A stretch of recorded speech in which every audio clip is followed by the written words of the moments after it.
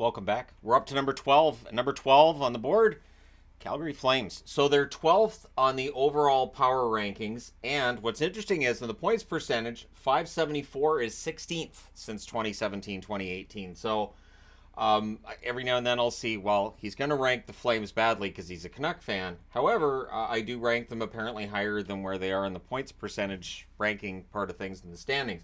Now, it's quite the run Calgary's had, where they've been pretty darn good, mediocre, pretty darn good, and now we're back into mediocre. In fact, they're trending towards bad right now. And again, on the day I'm recording this is the day after they lose 5-2 at home against Columbus, which is not acceptable on any level. Columbus hadn't won a game in regulation since December 19th, so that's not something that you want if you're the Calgary Flames, right? So this is a team that it feels like they're kind of in a state of flux. Now, right here, the need. Know when to hold them, know when to fold them. It's Calgary, a lot of country music. I feel like people are going to get the reference with the country music in Calgary, and probably everybody else too. Everybody knows that song. You know it. It's stuck in your head now. I'm sorry. Kenny Rogers, though, a treasure.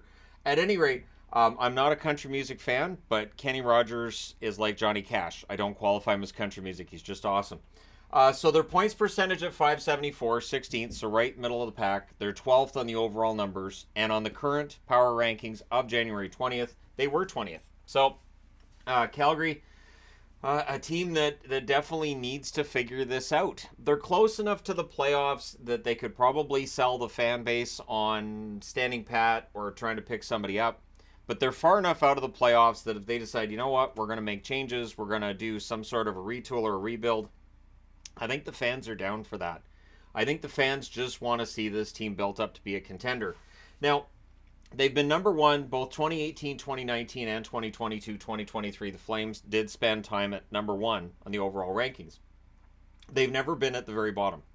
The Flames have never been at the very bottom. This year is as close as they get where they were 30th for 1 week. So in terms of where they've been in the standings, their average is 14.25. Top row 41 times, second row 44 times, third row 58 times, bottom row 14 times.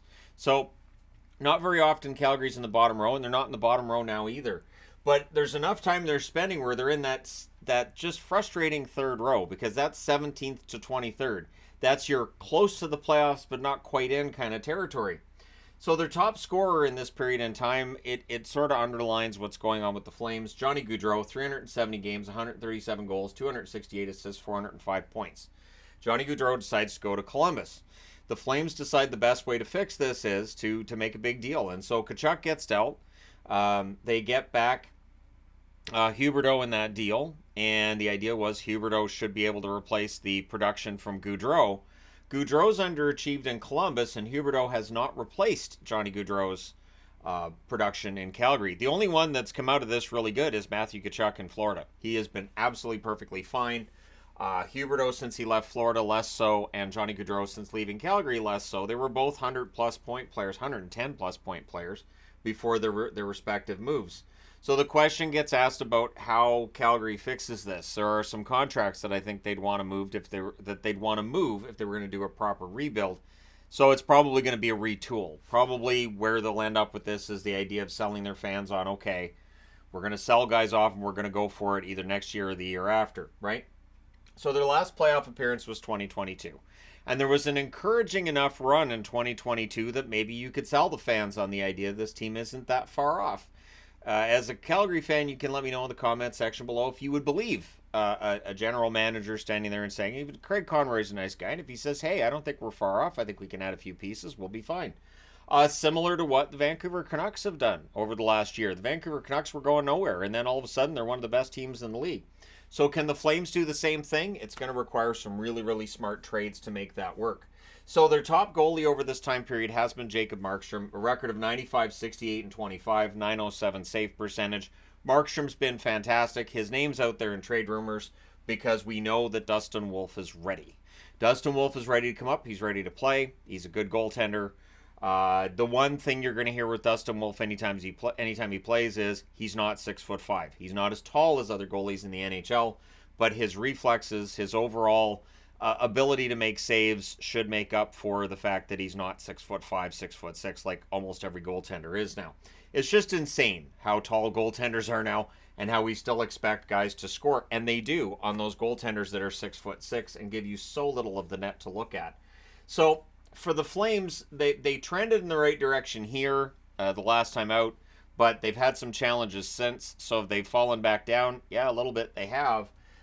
So they win enough games to make their fans think, hey, we might be in contention, and then they lose some games to make their fans say, hey, so we're not in contention. The reality is probably somewhere in the middle, and that's not where the Flames want to be. In terms of points, they're right in the middle. In terms of where they are in the power rankings, not that far above the middle. You want to be a contender, and getting there is not easy. It's going to require some smart moves by Craig Conroy, and maybe some kind of change in how the coaches are basically approaching this team and how they approach the players. If it was easy to build a Stanley Cup champion, we'd see a brand new team winning a Stanley Cup every year, or we'd see the same team winning the Stanley Cup every year going, we figured it out, we have the magic formula, no one else can touch it. The reality is there is some randomness to it, there's some luck involved as well. And in the Flames' case, they haven't had the luck, and the randomness has not brought them further than the second round during the existence of this channel. I don't think they've made a conference final in the entire time this channel's been doing power rankings. But this is a team that there's enough parts there that maybe could do it, that I understand why the general manager hasn't made those moves yet. So keep an eye on Hanifin, keep an eye on Lindholm, and see who they keep and who they move. Let me know your thoughts in the comment section below. Do you hold them? Do you fold them? Let me know your thoughts. Hit like and subscribe if you haven't done so already. Thank you guys so much for all your support. I will talk to you again soon.